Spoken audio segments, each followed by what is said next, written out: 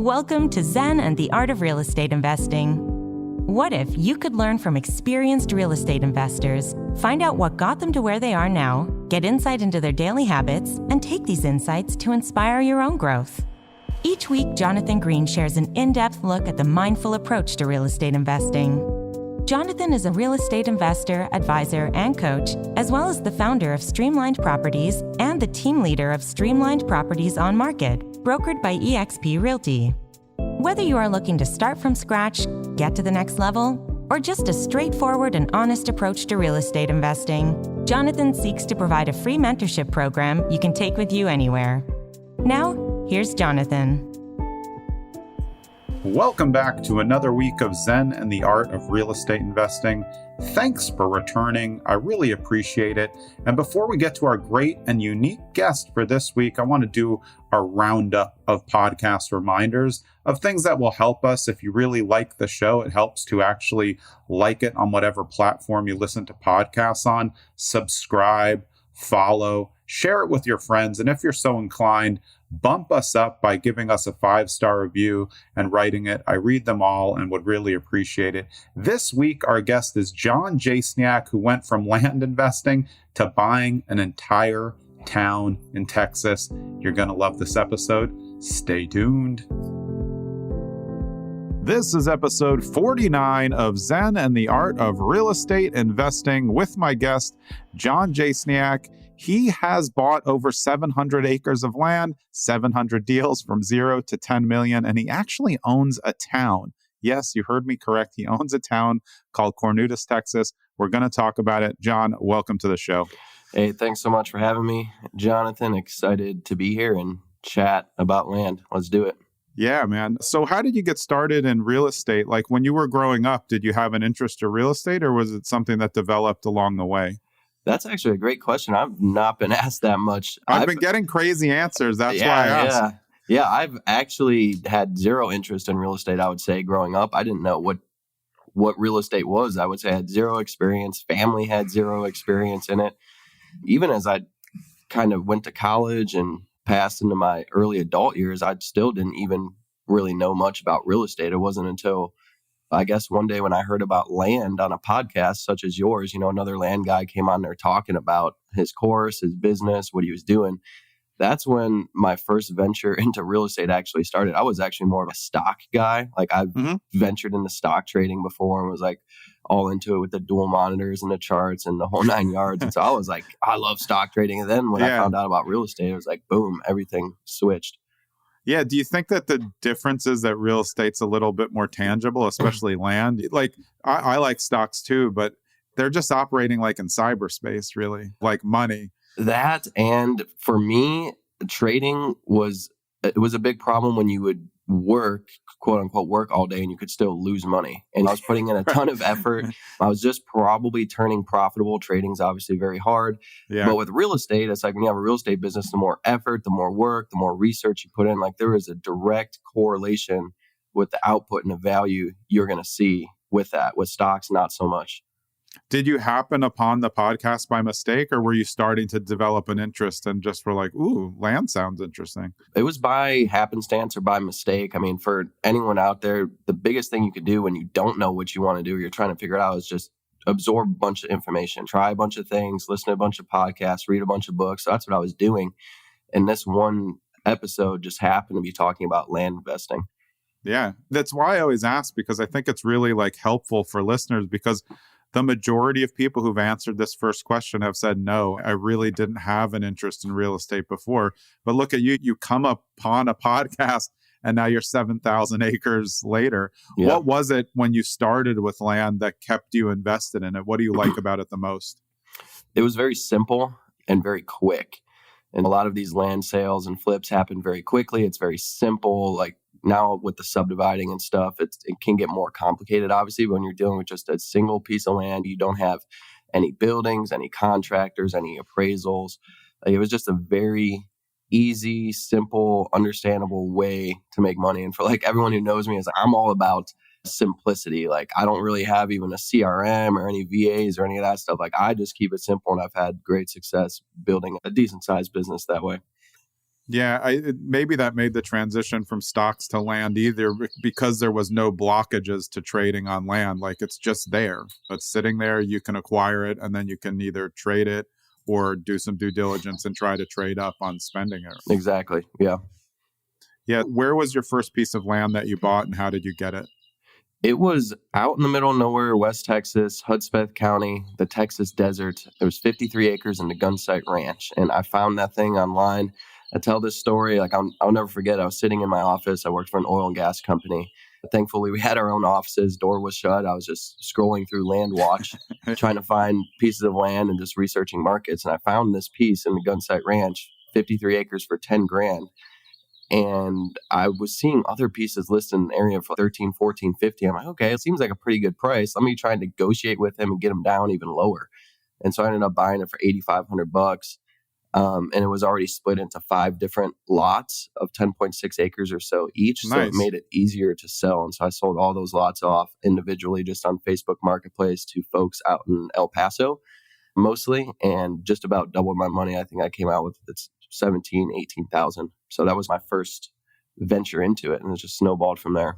Yeah, I think the question everyone would always ask is why didn't the first guy just sell off the lots individually? It's because they're just lazy or they don't want to deal with it. Yeah. And funny enough, I just bought 3 lots. He's a friend of mine. He hit me up. He's like, hey, I got these 3 pieces of land in Ward County, Texas. Can we do a deal on it? And I'm like, looking at these pieces, I'm like, they're worth probably 50, 60,000 together.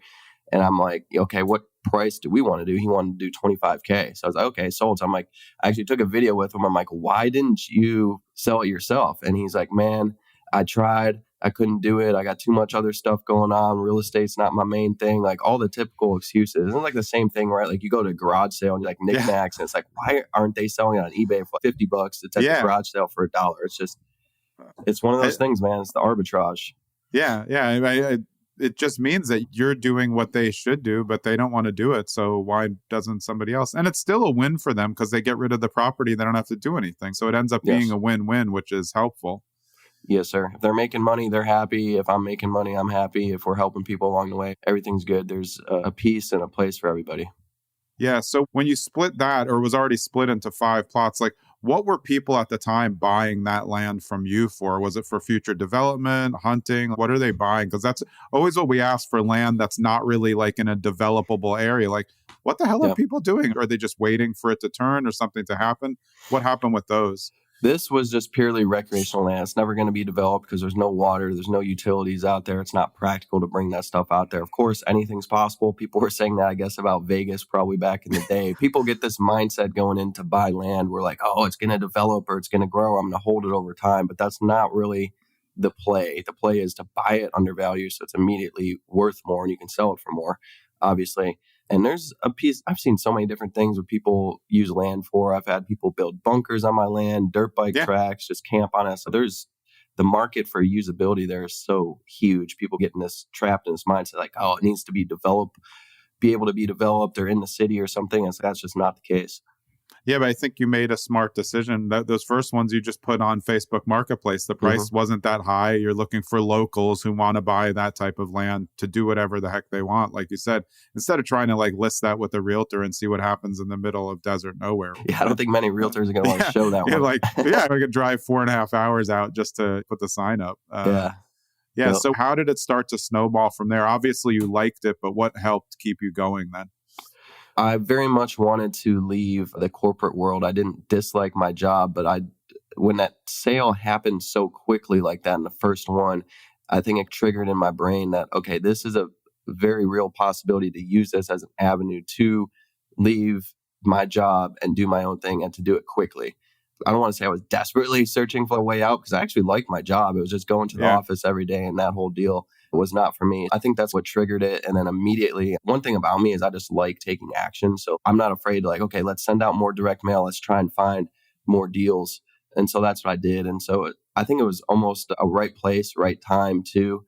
And there's always some luck involved. Just finding that deal, sending out direct mail, getting all these other people to call me back at the offers and places I sent mail and everything. Yeah, I mean, I did my research and everything, but it also came down to a million different variables and just everything clicking into place. And looking back on it, all just seems like it happened so quickly. I bought dozens of lots for under $2,000, like $1,000 to $1,500, and just made $4 or $5 a pop, or did a lot of owner financing. I like the owner financing space. So 100 to 200 a month for 48 months or so I was able to build it up to $13K a month in passive income in my first year. Just Wow. a bunch of notes, basically.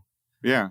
Yeah, that's interesting. And I think that you went in, though, with the right attitude. You said right place, right time, but it's also right attitude, being ready for an opportunity and then taking it, and then developing more interest in and expertise, which helps you do more deals quicker, which obviously you did. Yes, sir. Continual learning. That's the name of the game. Have you dealt in more developable spaces, or are you really focused on these that are kind of, out there? So I quickly learned that I did not want to be focused on the land that was out there, or the desert squares, as they call them.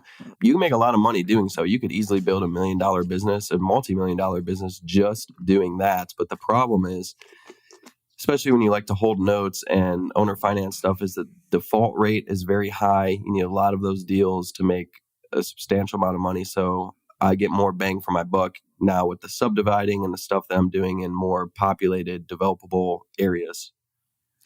Yeah, let's talk about subdivision a little. So obviously you're buying larger plots and trying to figure out how much you can cut it into. How much due diligence do you have to do to make sure? And then also, you probably know more than the original owner, or again, they should have just subdivided. It's the same thing.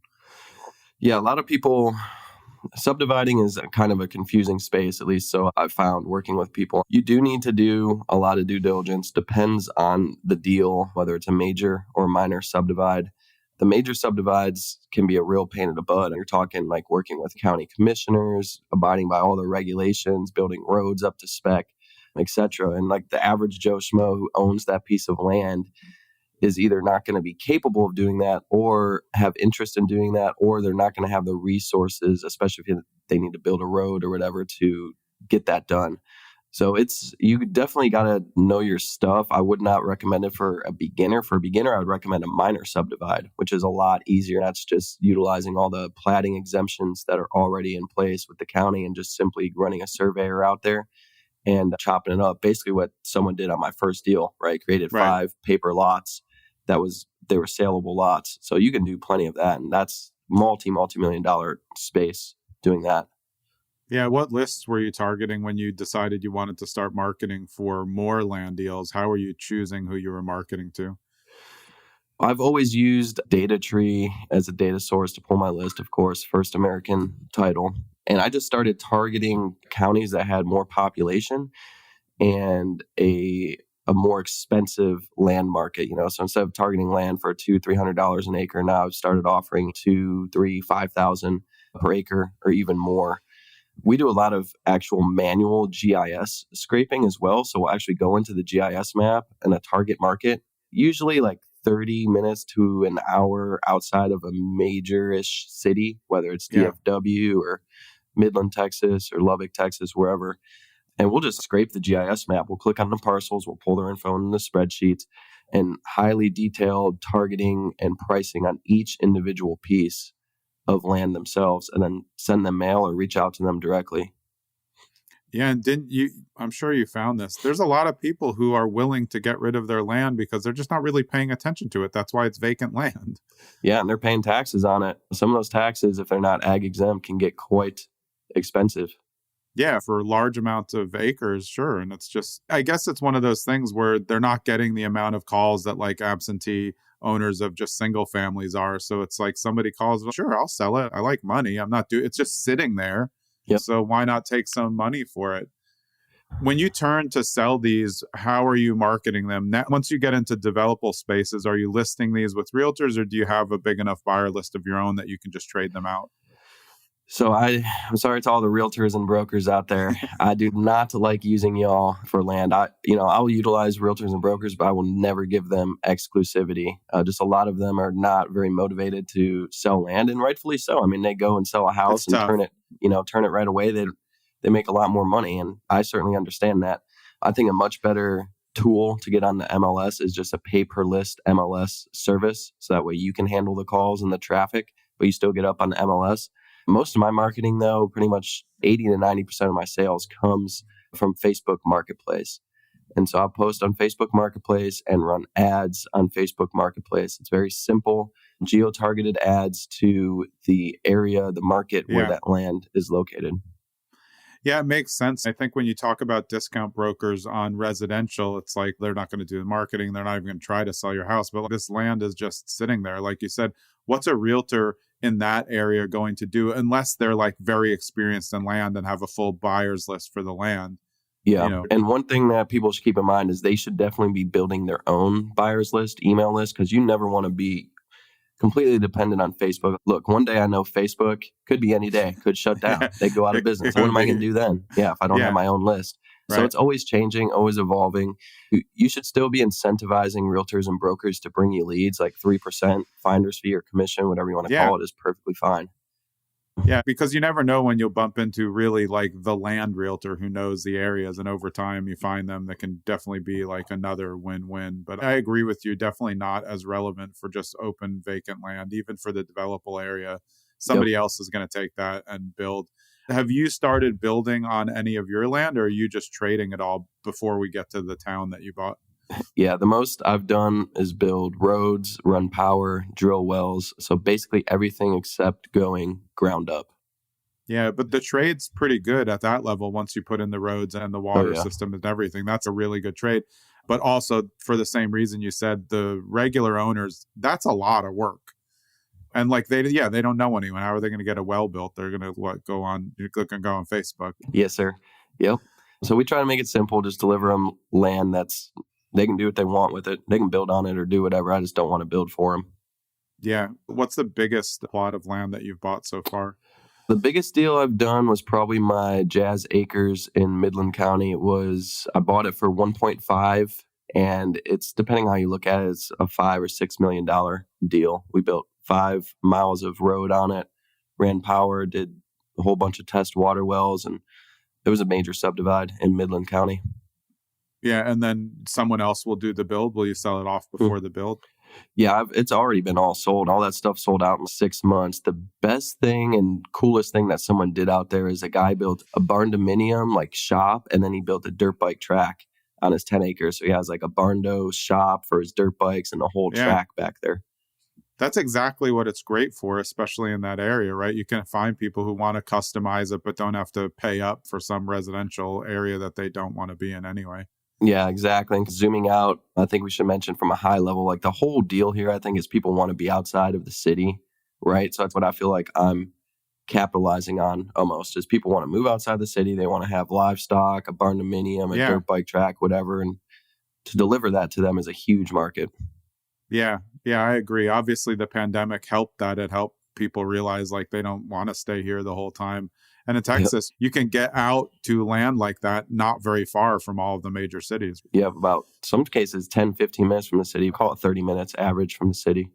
Yeah, just open vacant land for you to be able to, create that. I love barn dominiums. That's just a great thing in and of itself. This week's episode of Zen and the Art of Real Estate Investing is brought to you by my investor-friendly real estate team, Streamline Properties on Market, brokered by eXp Realty. I have more than 30 agents on my team, and we are investor-friendly. We work traditional buyers and sellers, but we also focus on investors. So whatever your investor needs are in the state of New Jersey, parts of Pennsylvania, parts of New York, and a small part of Nevada, we have you covered, as our goal is to figure out first what your investment needs are, and then how we can help you reach them. Let's get back to the show.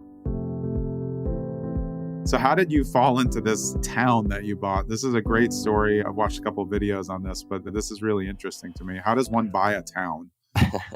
Yeah, believe it or not, the towns are, sometimes you can find them listed. A lot of times they'll do like newspaper articles and stuff on it.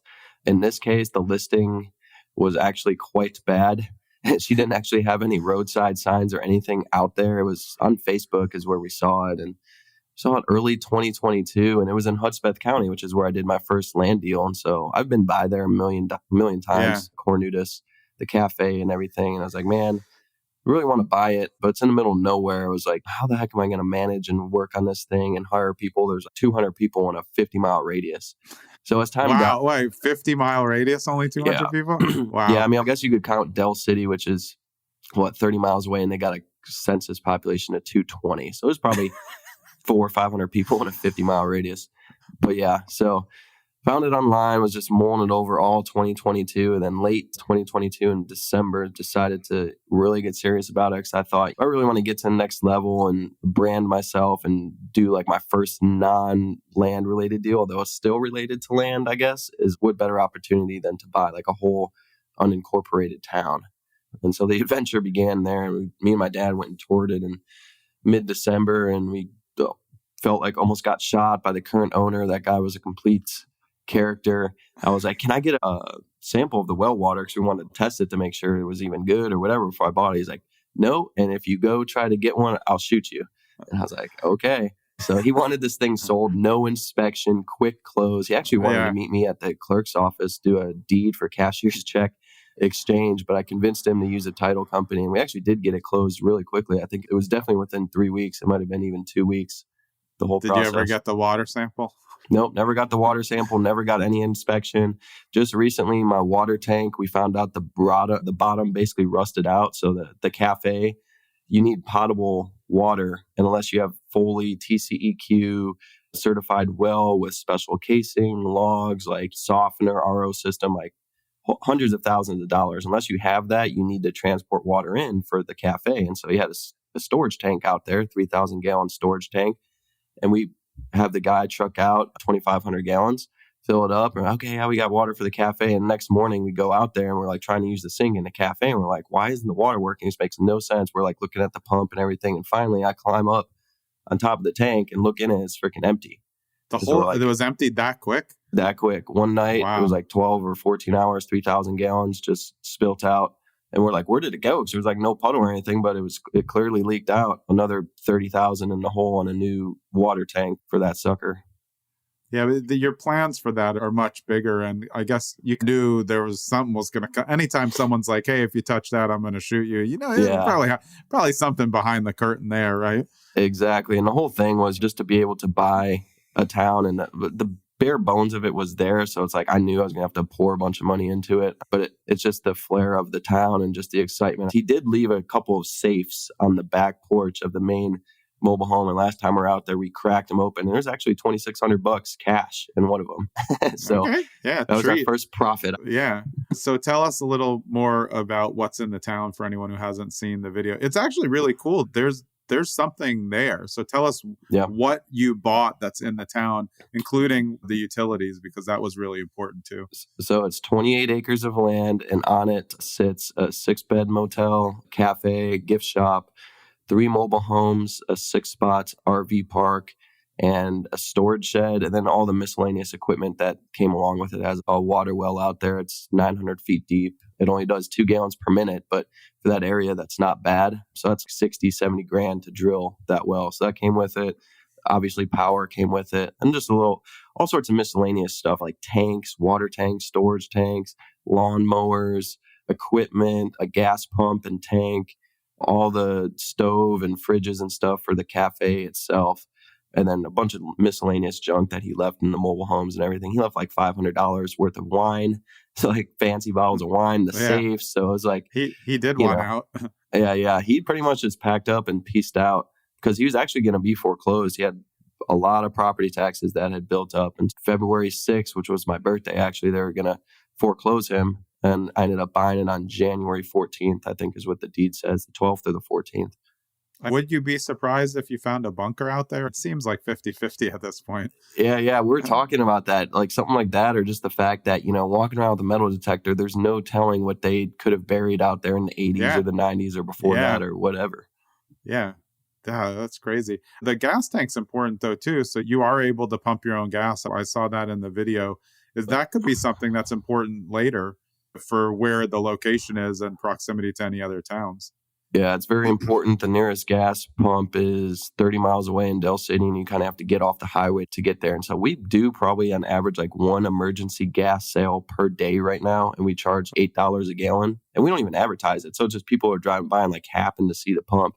Yeah. So, we could maybe bump that up to 2 or 3 per day. And we just sell it at a flat rate, 5 gallons for $40. And otherwise, it's not worth it. Someone's going to stop in and get a gallon or two. It's like Yeah. the whole purpose is emergency gas. You got to jack up the price. And Yeah, but if you need it, you're not complaining about $8 a gallon. exactly. You know, what Like, you can you're do, just sit on like, the thank road. goodness. Yeah, Yeah. all you can do is sit on the road and wait for someone to spend a couple $100s to drive you out some gas. That's not very practical. Yeah. I actually I was looking at the post that you had on Instagram. I saw in the comments, somebody had a good comment about putting an EV charger out there. If people are going to, eventually that could be a big play as well, because then it's going to drive people into the cafe while they're charging. Is that something that you thought of as well? Oh, yeah. And I didn't think of it. I got it from a recommendation, just like you said. I've gotten so many recommendations from people hitting me up, do this, do that. And so, yeah, the possibilities are endless. I'll say that. Vending, EVs, the gas, convenience store.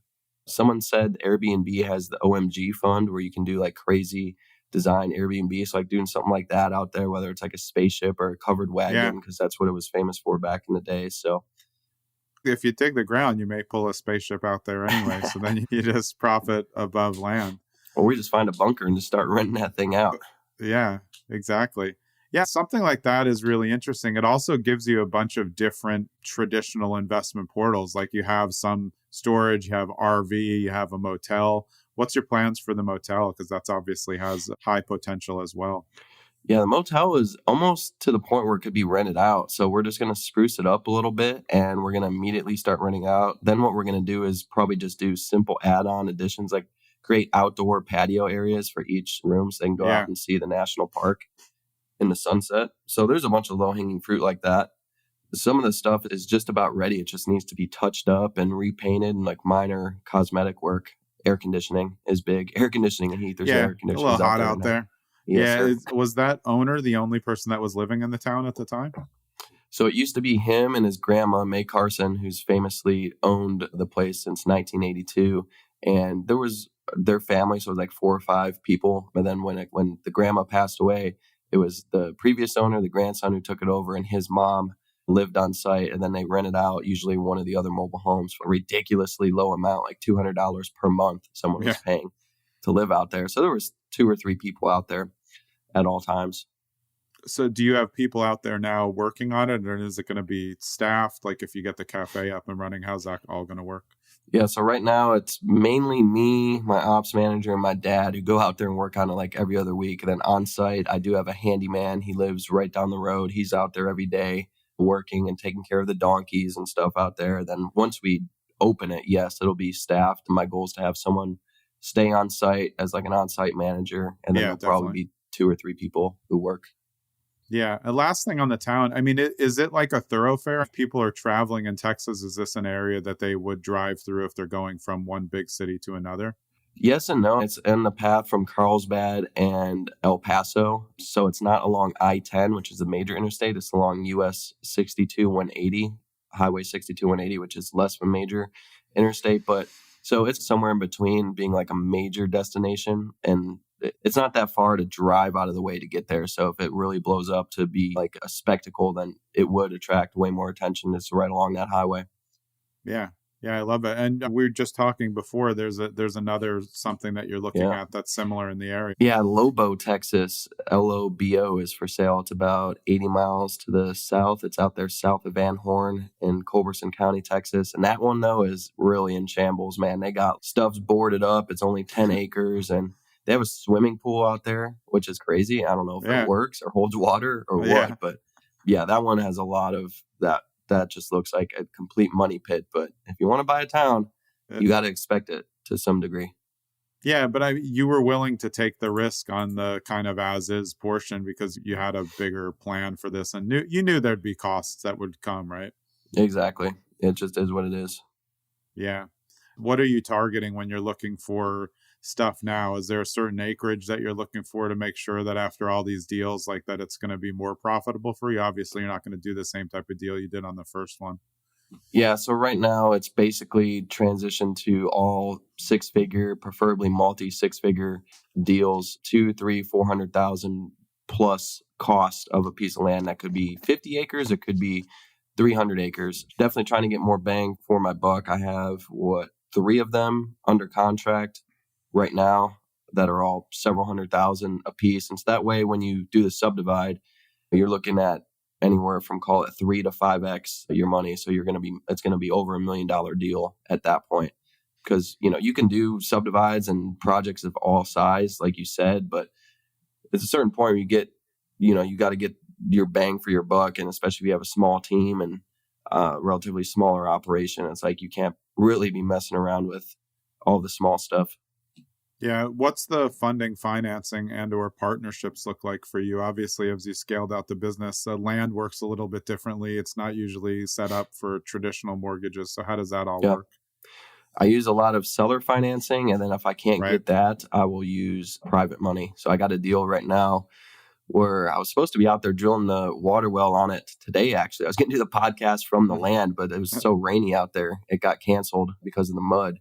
That deal, we're under contract for $250,000, and it's a state, and they will not sell or finance me. They just want to be cashed out. So I go to a private money guy and say, hey, I'll do $50,000 down. You give me $200K and allow me to subdivide it and do everything I do. And for a deal like that, I think 12 to 18% interest is fair for a private guy. Yeah. And then are you paying the construction costs out of pocket, or is that separate? I will a lot of times pay construction costs out of pocket, or if I really need to, then I'll do something separately. Yeah. What type of rates are you looking at on the seller finance? I guess it really depends on the seller, but what's the range that people are okay with on these larger deals?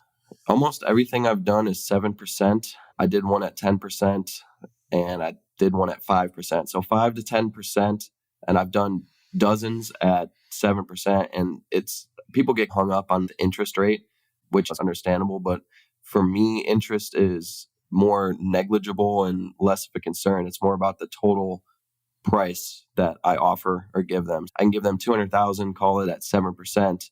I would much rather take that than $150,000 at 12%. So I'd look at that note value, and the percentage is less of a concern for me and for them, I think. So I just try to entice them with the total sales price. Yeah, 7% is like a great both ways, but seems fair. It's not 5, which is the low end. And like you said, it's not 10, or it sounds like other funds. And it's funny you say that, because that's exactly why I use it, both on the buy and the sell side. If I'm selling a piece of land, 12% or something that some other people are doing, like you could actually be offering someone a sweet deal, like giving them the land at a great price. But just because they see the 12%, they're like, oh, you're a loan shark, I'm not doing it. But at the same time, too low, 2, 3, 4%, it's like, that doesn't entice them to pay off the note early. Yeah. So 7% is the perfect middle ground. Yeah. And like you said, you're stacking these seller finances into an income pond. Yes. And I manage all my own notes. I'm a huge cash flow guy. So probably 80% at least of my stuff is owner financed off. I'm taking monthly payments on it. Yeah. I think like we said before, like the sellers of land, they're like, sure, I'll sell because they're not doing anything with it. But they're also probably the most open to seller finance because like a lot of times, at least on the smaller plots, not a huge amount in there, and they weren't doing anything with it anyway. So, income, they're trying to reduce taxes. That must be a play. I'm sure you talk about what their tax implications are for selling the land when you're pitching seller finance. Yeah, I do. And it's just like you said, it's a great opportunity to get them some cash flow and get their land sold. There's actually a lot of pieces on the MLS that I buy with seller financing because, they're on market for 6 months or a year plus. And it's like, no one's buying them. It's like, all right, no one's buying it. No one wants to give cash, probably for a reason. Let me come in and give you a seller financing offer. You'll get a tax benefit. You'll get some monthly cash flow. You'll get a down payment in your pocket. It's a win-win-win. Yeah. Don't you think it's much easier for you to buy land right now because you have so much experience? I just feel like you can make a transaction go so much smoother with your experience in land and how you talk about it than someone who's just coming off on a one-off trying to buy their first piece of land.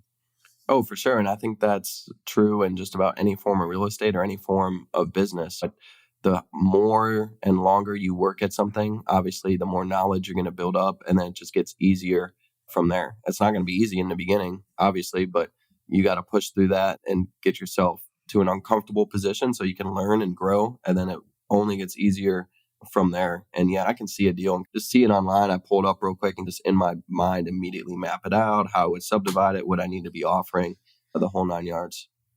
Yeah. What are your goals moving forward? Are you going to stick with just all land and then obviously some of the development, but it seems like you're comfortable laying the groundwork for the development and then just opting out at the 3 to 5x and letting somebody else take it from there.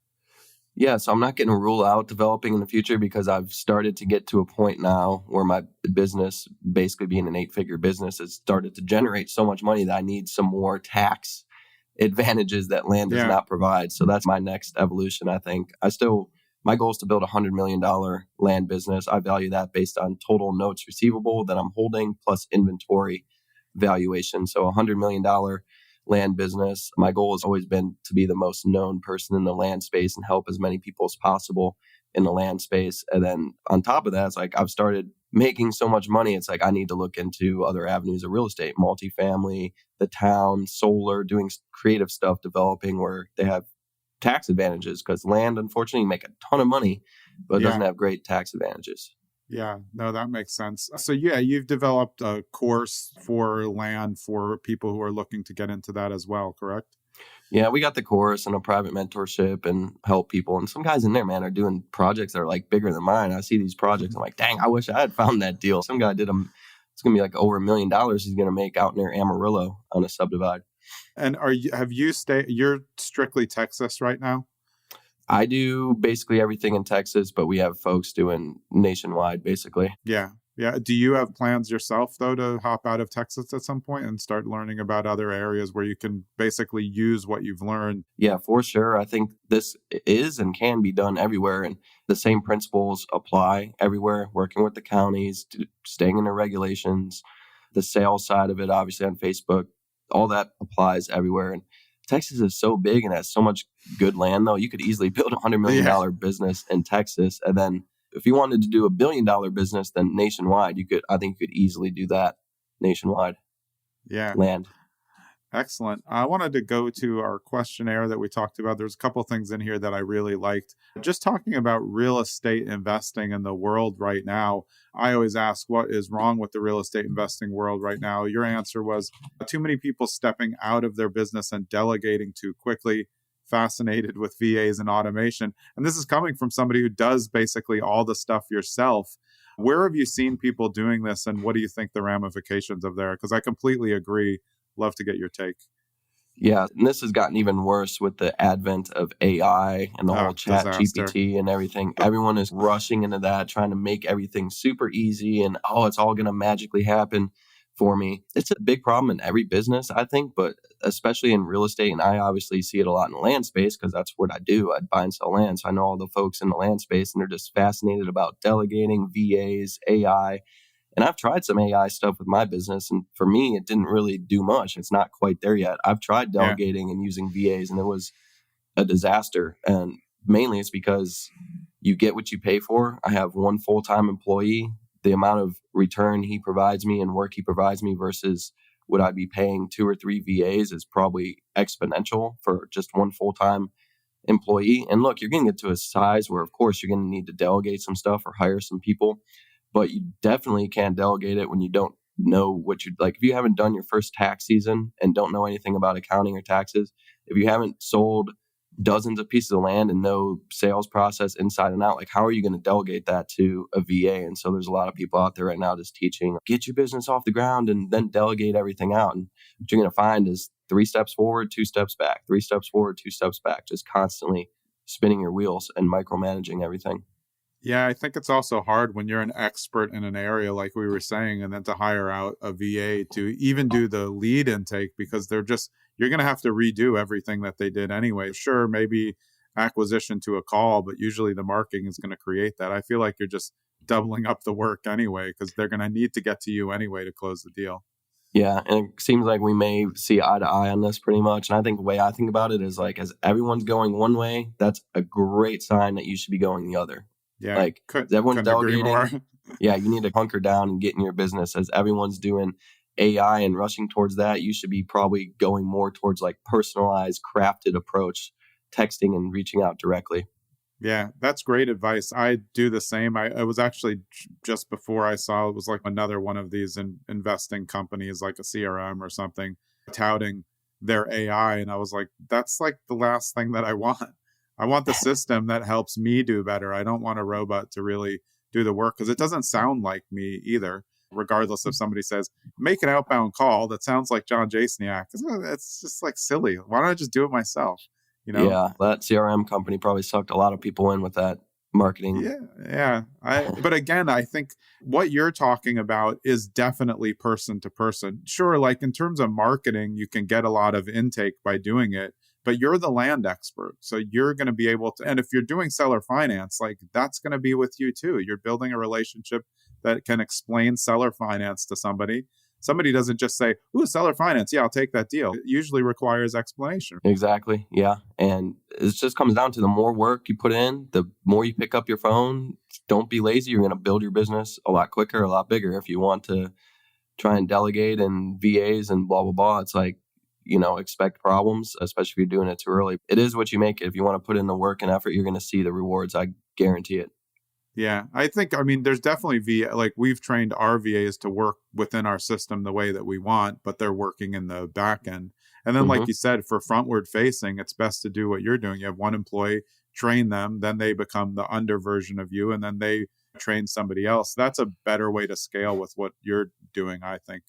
I agree. And I had a pretty good mentor one time, a pretty famous entrepreneur, tell me, like, you just imagine yourself bench pressing like 400 pounds. You're trying to get this thing up and you're on the bench, and that's your business. You're trying to lift this behemoth up. And what you really need is a spotter. So like 1 to 2 people on each side who can help you lift this massive weight up. Yeah, like sometimes they just need to put their fingers under it so you think you're getting help. Exactly. It's like they're just there with nothing just in case. One other thing from here, most important trait for real estate investor to have. This, I love what you said. It's the ability to ask questions and not being afraid of asking a dumb question. Talk about that a little, because I think that is really important for new investors. If you're not asking, you're not learning. You're just listening.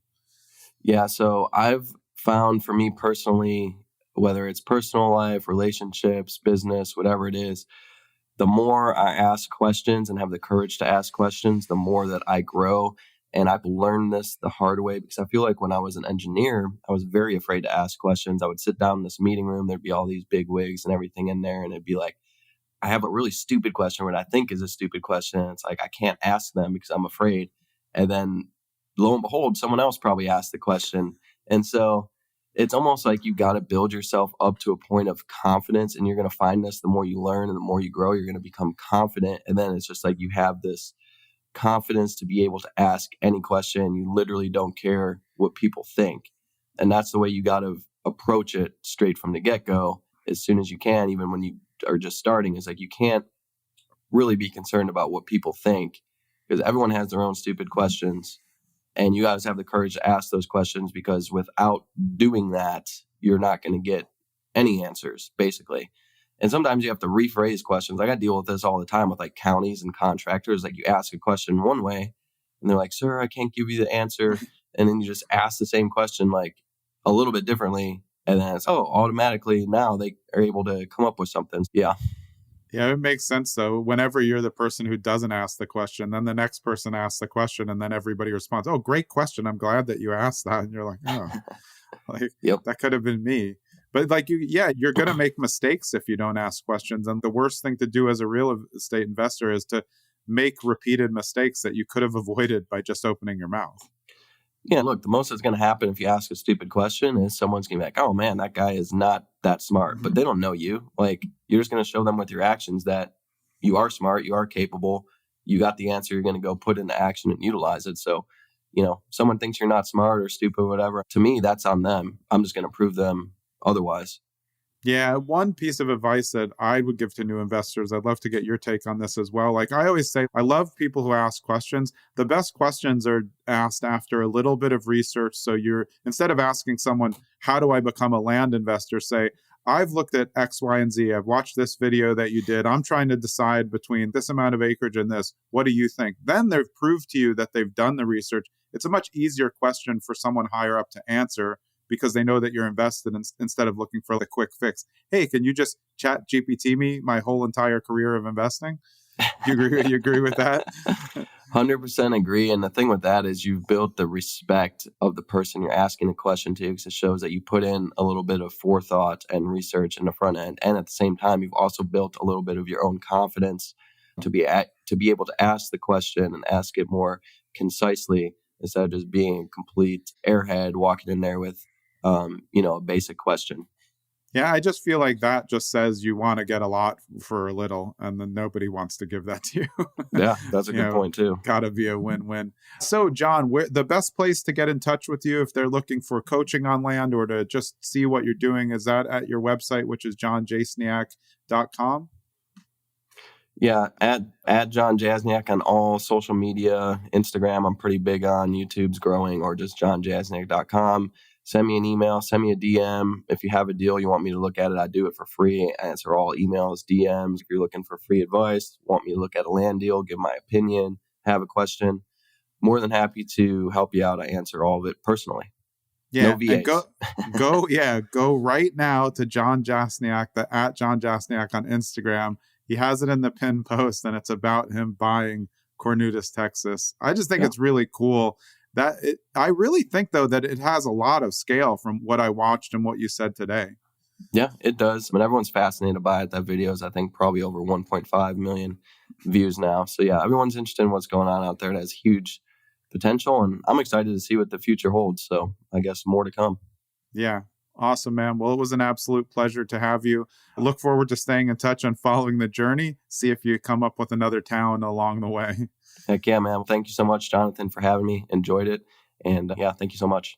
Yeah, I appreciate it. This was episode 49 of Zen and the Art of Real Estate Investing with me, Jonathan Green, and my guest, Jon Jasniak. We'll see you next week. I hope you enjoyed that episode of Zen and the Art of Real Estate Investing with me, Jonathan Green.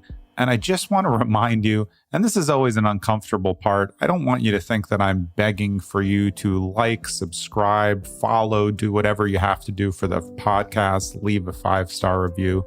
But if you like the podcast and you think it adds value in the real estate investing sphere, then just do me a personal favor. Like the podcast, follow it, share it when you can with your friends, and be so kind as to write a 5-star review if you believe it deserves a 5-star review up against what else is out there. I would really appreciate it, and I hope you keep listening.